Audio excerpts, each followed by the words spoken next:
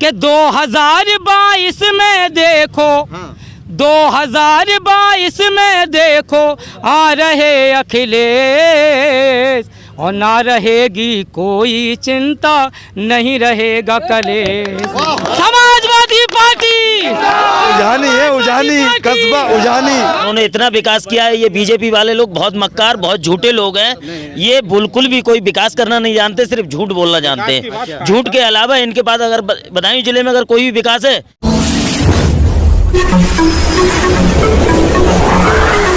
मैं एम नफीस रशीद, आप देख रहे हैं भारत न्यूज। बिलसी विधानसभा और कस्बा उजानी में मौजूद हूं और लगातार ये जानने की कोशिश कर रहा हूं जनता से कि जनता के मुद्दे क्या हैं, जनता का मूड किस ओर है 2022 के विधानसभा चुनाव को लेकर।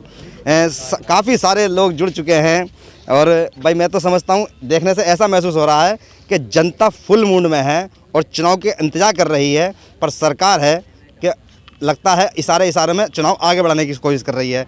अचानक गाइडलाइंस आती है कि भाई रात का कर्फ्यू लगेगा आज रात से। इसको लेकर आप क्या सोच रहे हैं? हालांकि बीमारी तो है, पर जितना प्रतिशत बीमारी का आ रहा है, क्या कर्फ्यू लगना चाहिए था? देखिए, कर्फ्यू क्या, अभी तो बीमारी का क्या है, ये लोगों का ये भी मानना है कि ये सब चुनाव के उसके मद्देनज़र बीजेपी का एक माइंड है कि भाई चुनाव में जो भीड़ इकट्ठी जो होती है या उसके मद्देनज़र उनका अपना सोचना है कि लोग ज़्यादा, जैसे उनका कहीं अपना जनाधार कम है, उस जगहों पे ये भी सोच उन्होंने बना रखी होगी कि लोगों की भीड़ इकट्ठी ज़्यादा। ऐसा तो नहीं है कि उत्तर प्रदेश में जनाधार उनका सब जगह है और कहीं उनका यह महसूस हो रहा होगा भाई कहीं कमज़ोर है, ज़्यादा है। पूरे उत्तर प्रदेश के लिए गाइडलाइन सही है। थोड़ा सा जानना चाहते हैं कि आपके बिलसी विधानसभा का मूड क्या है? देखिए, बिलसी विधानसभा का इस टाइम जो करंट टाइम है उसमें तो मूड यही है कि सारी विधानसभा की जितनी भी जनता है वो एक ही बात चाहती है कि प्रत्याशी जो हो वो हमारा लोकल हो, अच्छा, क्षेत्रीय हो। तो क्या पहले विधायक आपको क्षेत्रीय प्रत्याशी नहीं मिलता था? नहीं, होता क्या है कि हमारी बिलसी विधानसभा का दुर्भाग्य रहा है कि हमें हमेशा प्रत्याशी बाहर ही दिया गया है। यानी कि Bharatiya Janata party, Samajwadi party, Bahujan Samaj party, Congress party, जो भी पार्टियां हैं ये बाहर से प्रत्याशी लाके आपको दे देती हैं? जी हाँ, अभी तक तो बाहरी प्रत्याशी ही हमारे सामने आए हैं और वो हम अपने आप को काफ़ी ठगा महसूस करते हैं। मौजूदा वक्त के विधायक कौन हैं? मौजूदा वक्त के विधायक भी बाहरी थे, आर.के. शर्मा जी। उनका भी अगर कामकाज को देखा जाए तो उतना बढ़िया नहीं रहा। जनता उनको इधर उधर अपने परेशानी रही देखती रही। देखने को नहीं मिलता है विधानसभा में, आने की तो बहुत दूर की बात है, चेहरा देखने को नहीं मिलता है। आप तो चेहरा थोड़ा सा आगे जी जी जी जी जी देखिए, जब ये समाजवादी सरकार थी उत्तर प्रदेश के अंदर, माननीय अखिलेश यादव मुख्यमंत्री थे, तो बदायूं जनपद में मैं समझता हूं जो विकास समाजवादी पार्टी ने किया, माननीय सांसद श्री धर्मेंद्र यादव जी ने किया, उनके भाई अखिलेश यादव मुख्यमंत्री थे उन्होंने किया, वो आज तक ना तो संघमित्रा मौर्य कर पाई हैं, ना ही आर.के. शर्मा कर पाए हैं। और दूसरी बात, अब विधायक कौन दिया जा रहा है जी? अब कौन विधायक दिया जा रहा है आपको? ये विधायक दिया जा रहा है, देखिए तो पार्टी के ऊपर निर्भर करता है, पार्टी क्या विधायक किनको देती है। आपको कैसे महसूस हो रहा है कि विधायक यानी कि बाहर का आ जाएगा? नहीं, हम बाहर का विधायक हम नहीं चाहते हैं, हम तो ये चाहते हैं हमारे माननीय विमल क्यों हो रहा है? सर मेरा सवाल ये है, अभी पार्टी का कोई फैसला ही नहीं है। नहीं, फैसला होगा, वो फैसला मंजूर किया जाएगा, ऐसी कोई बात नहीं है। लोक दल क्या कहते हैं, गठबंधन का जो मामला बनता है, चाहे उसमें लोक दल से हुआ हो या किसी से भी हुआ हो, आपका समाजवादी वालों की बात अगर मैं कर रहा हूँ अभी, तो अगर जो गठबंधन का फैसला होगा वो तो आपको मान्य होगा, सर माथे पे होना चाहिए। नहीं, हम नहीं लड़ाएंगे। हम अपने प्रत्याशी माननीय श्री विमल कृष्ण अग्रवाल उर्फ पप्पी भैया को लड़ाना चाहते हैं, ये हमारी मांग है। अच्छा, हाँ, और हमारी मांग ये भी है, हम चाहते हैं, हमारी कोशिश रहेगी पुरजोर, हम नीचे से ऊपर तक एड़ी चोटी का जोर लगाएंगे माननीय अखिलेश जी के लिए। और 2 लाइनों में कहना है कि 2022 में देखो 2022 में देखो आ रहे अखिलेश और ना रहेगी कोई चिंता नहीं रहेगा कलेश। समाजवादी पार्टी उजानी है, उजानी कस्बा उजानी विधानसभा बिलसी। थोड़ी बात और करना चाहेंगे, समाजवादी का पूरा तरह से परचम लहराता नजर आ रहा है मुझे यहाँ पर। आप क्या चाहते हैं? यहाँ समाजवादी पार्टी का गढ़ है। समाजवादी पार्टी यहाँ हमेशा मतलब आगे रही है, लोगों के दिलों में समाजवादी पार्टी आज भी घर करे हुई है। लोग जो है विमल कृष्ण अग्रवाल जो लोग जो है विमल कृष्ण अग्रवाल, अच्छा, जो यहाँ के स्थानीय आदमी है, एक सामाजिक आदमी है, एक बहुत बड़े राजनेता हैं। हम ये चाहते हैं कि उन्हीं के लिए टिकट दिया जाए और उन्हें ही लड़ाया जाए। बीजेपी से किसी को नहीं चाहते आप? नहीं, बीजेपी से हमारा कोई मतलब ना। अरे वाह, थोड़ी और बात कर लेते हैं। सर क्या नाम है आपका? मेरा नाम राम प्रवेश यादव है, नगर पालिका उजानी से सभासद हूँ, एथलेटिक्स का जिला अध्यक्ष हूँ मैं। आप बताइए क्या पूछना? थोड़ा और आगे आइए, फिर जब सभासद हैं तो आप। जी। तो मेरे ख्याल से पूरी तरह से आप भी रंग में रंगे हुए हैं अखिलेश यादव के। हाँ, बिल्कुल बिल्कुल। तो क्या किसी पार्टी को गुंजाइश है या लड़ने की या नहीं है? नहीं, ये तो स्वतंत्र बात है, हर पार्टी अपना प्रत्याशी चुनाव लड़ाएगी और लड़ना भी चाहिए। बहरहाल काफी पुरानी यहाँ से मांग है बिलसी विधानसभा से कि स्थानीय प्रत्याशी होना चाहिए। पिछली बार तो बीजेपी के खाते में गई है सीट। हाँ, बीजेपी नहीं, हम लोग तो जनता, ये पार्टी का निर्णय है। अच्छा। यहाँ से भाजपा ने जो है पंडित राधाकृष्ण शर्मा जी के लिए चुनाव उतारा था और वो जीते भी थे, बहुत अच्छे वोटों से जीते थे। बहरहाल उन्होंने जनता की तरफ 114 बिलसी विधानसभा की तरफ मुड़ के नहीं देखा था। अच्छा। मैंने वो स्थिति देखी है जिन्होंने रात और दिन करके उनको चुनाव में लड़ाया, जिताया, उनकी भी उन्होंने नहीं सुनी है। तो थोड़ा और ये जानना जरूरी है कि भाई अगर मान लो जैसे एक लीलावती कुशवाहा आपकी पार्टी की बड़ी अहम नेता हैं, जी। बहुजन यानी कि समाजवादी पार्टी की, उन्होंने मेरे से खुद माइक पे कहा था कि भाई हम 50% महिलाओं के लिए सीट की मांग करेंगे। अगर ऐसा होता है और महिला सीट मिलती है तो मैं महिलाओं का स्वागत करता हूं और हमारे राष्ट्रीय अध्यक्ष जी हैं, वो भी महिलाओं का स्वागत करते हैं। ये हमारे शीर्ष नेतृत्व का विचार है और उनकी विचारधारा है, उनकी स्वीकृति क्या है। अभी महिलाओं और पुरुष के मामले में कोई भी उत्तर प्रदेश का टिकट खोला नहीं है, अभी उन्होंने लिस्ट जारी नहीं की है और मुझे संभावना है महिलाओं के लिए सम्मान मिलेगा और महिलाएं अच्छी हिस्सेदारी में भाग लेंगी, टिकट भी अच्छे दिए जाएंगे। विमल जी का क्या होगा? रही बात यहाँ की, ये शीर्ष नेतृत्व का मामला है। अच्छा। विमल जी यहाँ के जनप्रिय नेता हैं। पिछली सरकार में नेताजी मुख्यमंत्री जी की में वित्त मंत्री रहे थे और लगातार उनकी पत्नी जो हमारी भाभी जी हैं चेयरमैन है पूनम अग्रवाल। तो ये सब पूरा परिवार स्वच्छ छवि वाला है, बहुत साफ सुथरी राजनीति करने वाले हैं। और अभी हमारे यहाँ जो महान दल का प्रत्याशी आए हैं, जैसी जानकारी मुझे है आप समर्थन कर रहे हैं, पर तीन बार पार्टी ने उतार दिया है और वो हारे भी हैं। वो बहुजन से जीते थे जी। वो चुनाव जीतना हारना ये तो जनता के ऊपर बात होती है, ये तो जनता के ऊपर बात होती है और कुछ समीकरणों के ऊपर। पार्टी ये ना सोचे कि भाई कौन जिताऊ कैंडिडेट को ही उतारा जाए। नहीं, पिछली बार हमारे माननीय प्रधानमंत्री मोदी जी के नाम की लहर चल रही थी पूरे प्रदेश में, तो ना कि कोई प्रत्याशी जो भाजपा से जीत के गए थे वो अपने दमखम पे जीते। वो माननीय मोदी जी और योगी जी के नाम पे जीते थे। अब जनता ने देखा कि हमने भाजपा को वोट दिया, भाजपा के मोदी जी के नाम पर दिया, वो प्रत्याशी हमारे खरे नहीं उतरे, विधायक खरे नहीं उतरे, तो पूरे प्रदेश में परिवर्तन की लहर है। और अभी हमारे भाई से पूछ रहे थे कोरोना संबंधी, हमारी पूरे प्रदेश की जो माननीय राष्ट्रीय अध्यक्ष जी की रैलियां निकल रही हैं, उसको देखकर भाजपा का शीर्ष नेतृत्व बौखला गया है। अच्छा। दुनिया में दिन में कर्फ्यू लग रहा है, मैंने सुना रात का कर्फ्यू। अरे रात का कर्फ्यू लगाने का क्या औचित्य है? रात के 10 बजे के बाद तो दुनिया सो रही है अपने घरों में। तो ये द्वेष भावना को देखती है। भाजपा का जनाधार खत्म हो रहा है, सपा का जनाधार बढ़ रहा है। माननीय अखिलेश जी की रैलियों को देखकर एकदम हड़बड़ाहट है, उसको देखते हुए ये सारी व्यवस्थाएं हो रही है। थोड़ा सा जरा गाइडलाइंस का पालन कीजिए, थोड़ा दूरी बनाइएगा। सबसे बात करेंगे एक एक करके। थोड़ा पीछे हो जाइए, जब कोरोना की बात हुई है तो थोड़ा पीछे हो जाइए। आप इधर आइए मेरे साथ में। सर जानना चाहते हैं, अब तो युवा नजर आ रहे हैं, क्या आप भी समाजवादी से ही हैं? तो क्या किसी और को मौका देंगे नहीं देंगे बिलसी में? बिलसी में माननीय विमल कृष्ण अग्रवाल। अरे वाह, तो इसका मतलब तो ये हुआ कि बाकी पार्टियां नुकसान में जाएंगी। जाहिर सी बात है, एक तरफा जीते उनकी इस बार। अच्छा, तो कुल मिलाकर मैं थोड़ा सा ये जानना चाह रहा हूँ कि युवाओं का मूड वैसे है क्या? आप तो वैसे कहोगे साइकिल पे मोल लगेगी भाई, जब युवाओं को मूड ही वही अखिलेश है, फिर क्या करोगे आप? आप बताइए, युवाओं का मूड ही अखिलेश है और उनका अभी इस समय लहर चल रही है अखिलेश की। अच्छा, पर धार्मिक जो मामले हैं उसको लेकर तो बात ये आ रही है कि भाई हिंदू राष्ट्रीय बनना चाहिए। एक सवाल ये भी है, उससे कैसे लड़ेंगे आप? हिंदू तो क्या कहते हैं, समाजवादी के भी नेता हैं। आपको माना जाता है? अरे हम चलो मुस्लिम है। अच्छा। तो हिंदू है, तो हिंदू को तो सुनो, जो हिंदुस्तान है वो हिंदू ही है और हिंदुस्तानी है, पहले मेन बात तो। और दूसरी बात ये है, जो नेता समाजवादी से भी लड़े, जरूरी नहीं है हर नेता मुस्लिम को टिकट दिया जाएगा, वो भी तो हिंदू होंगे। फिर भाजपा में भी मुसलमान, भाजपा में ही मुस्लिम है। तो वोट के समय जो मुद्दे रहेंगे वो जनता के मुद्दे रहेंगे, धार्मिक मुद्दे रहेंगे? जनता के मुद्दे होना चाहिए। मुद्दे जनता के होने चाहिए जी। तो क्या मैं यही तो जानना चाह रहा हूँ, तो क्या आप इतने सक्षम हैं कि धर्म की लड़ाई पर और जनता के मुद्दों को आप उठाने में सक्षम हैं? जनता भी अब इस बात को समझ रही है कि धार्मिक मुद्दे नहीं चलेंगे।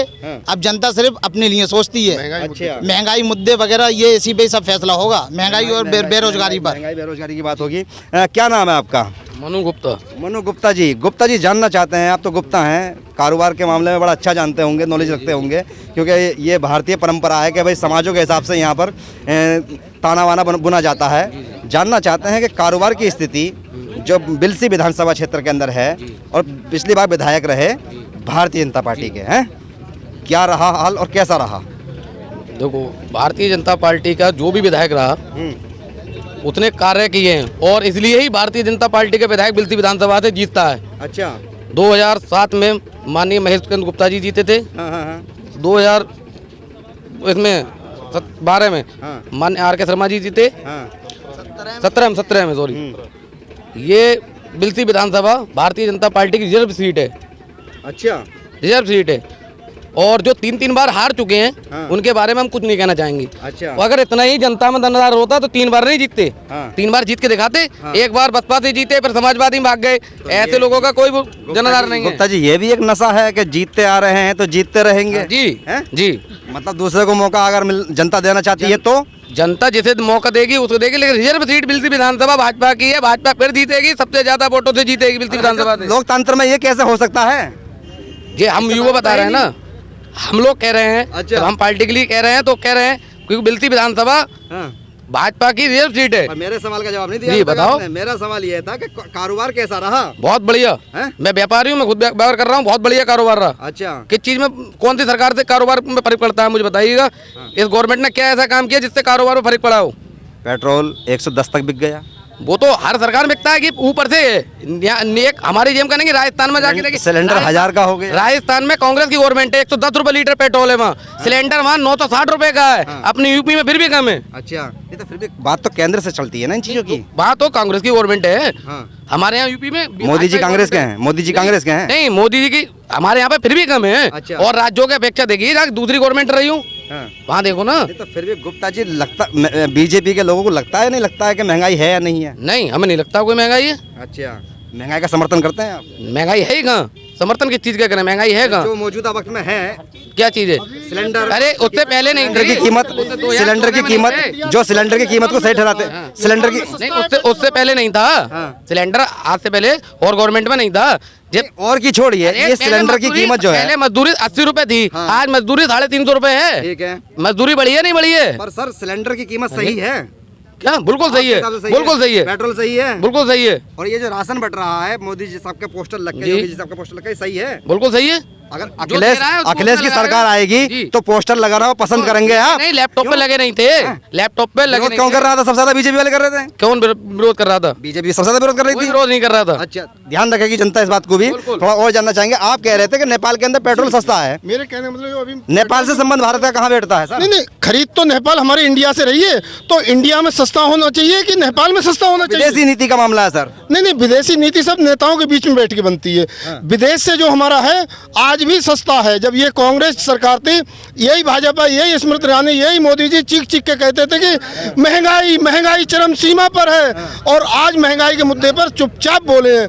उन गरीबों से पूछो जो रिक्शा चला रहे हैं, टिर्री चला रहे हैं भाईजान, कि कड़ुआ तेल 190-200 रुपये लीटर मिल रहा है। उर्द की दाल, चने की दाल 150 से नीचे कोई नहीं है। पकौड़े भी तो बहुत खा रहे हो आप लोग। पकौड़े, हाँ बात सही है। पकौड़े में तो ग्रेजुएट पकौड़े बेचेंगे। अरे बेचना छोड़िए, खा भी तो बहुत रहे हो भैया। खाना नहीं, जायका लेना बंद कर दिया। बहुत महंगाई हो गई है पकौड़े की। मन चलता है सड़क में निकलते पकौड़े खा लें। बहरहाल जहाँ 20 रुपए की 250 ग्राम मिलती थी, अब वहाँ 20 रुपए की 100 ग्राम पकौड़ी नहीं मिल रही है भैया। बहुत महंगाई है। और जी क्या कहना चाहते हैं आप? जी, हमारे भाई साहब ने, गुप्ता जी ने ये कहा था कि सिलेंडर पिछले सरकारों में भी महंगे थे। मानते हैं, आपकी बात सही है, और नहीं होना चाहिए, ये भी बात सही है।